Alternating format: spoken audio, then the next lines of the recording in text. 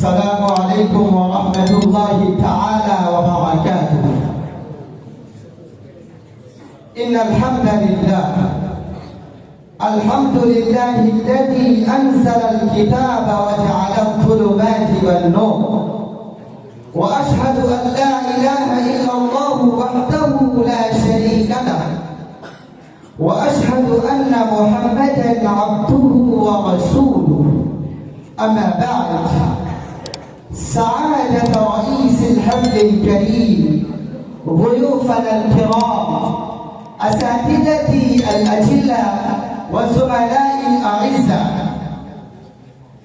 إني أريد أن أبدي أمامكم في هذه الحفلة المباركة السنوية أحاسيسي والذكريات العطرة حول سيرة النبي العربي صلى الله عليه وسلم، الذي يذكره الشاعر العربي بهذه الألفاظ العطرة: ولد الهدى فالكائنات ضياء، ولد الهدى فالكائنات ضياء، وفم الزمان تبسم وثناء.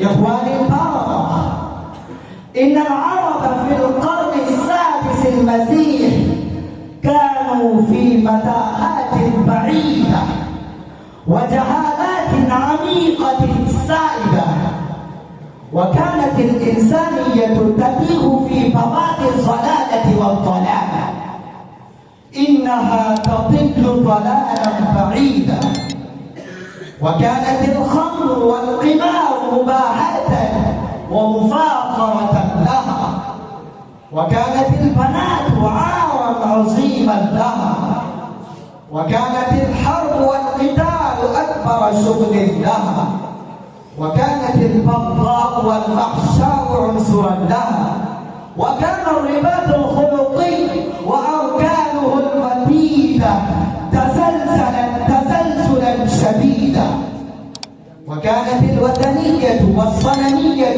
وصلت إلى الدناءة والسخافة.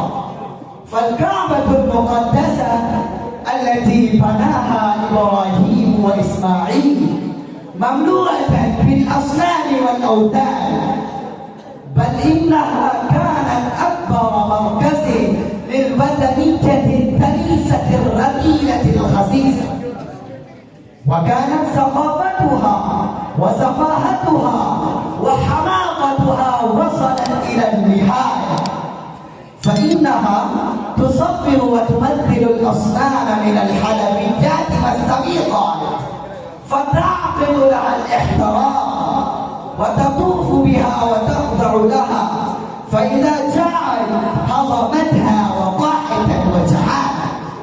وكانت الظلامة والجهالة تراكمت وتكدست إلى الحد الذي صفره القرآن، حتى إذا أخرج يده لم يكد يراه.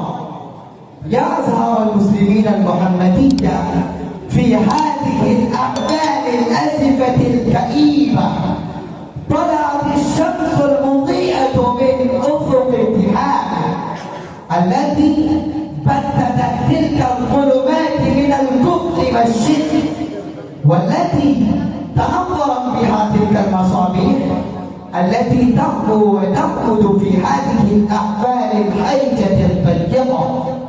إنه برز من ثنيات الوداع البدر المنير الذي نظر الإنسانية التي تتأرجح سفينتها في الأمواج المتلاطمة من البغي والفساد.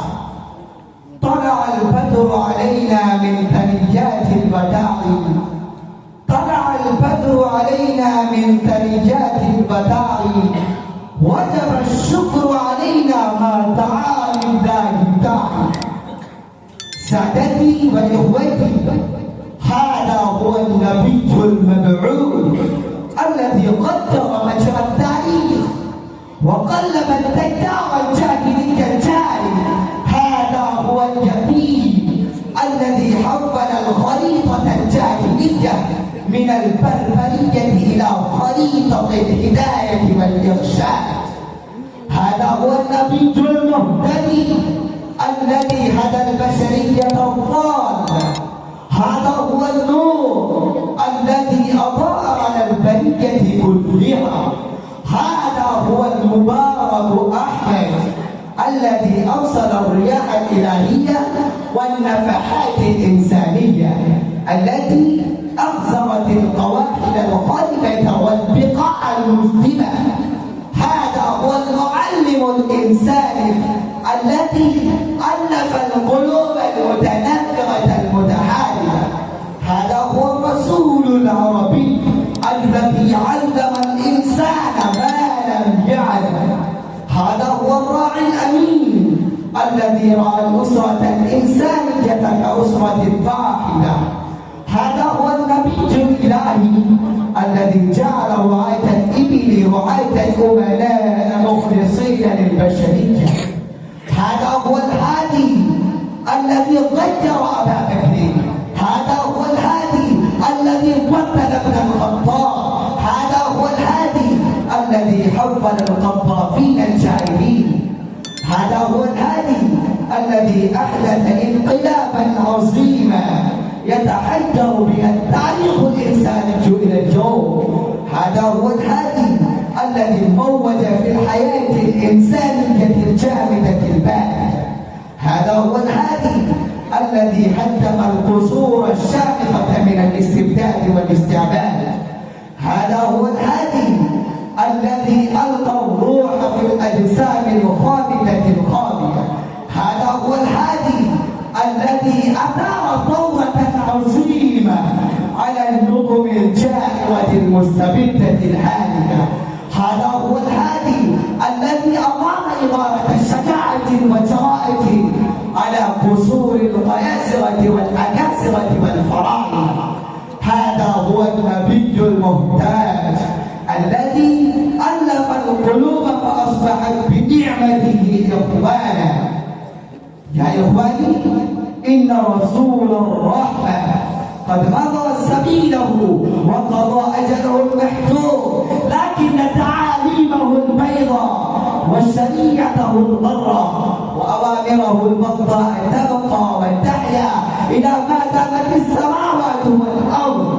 فيجب علينا أن نتخذ هذه الأسوة المحمدية في حياتنا كلها، فنكون من المتقين الصالحين الذين لا خوف عليهم ولا هم يحزنون. اللهم وفقنا لما تحب وترضى. وأكتفي بهذه الكلمات، والسلام عليكم ورحمة الله تعالى وبركاته.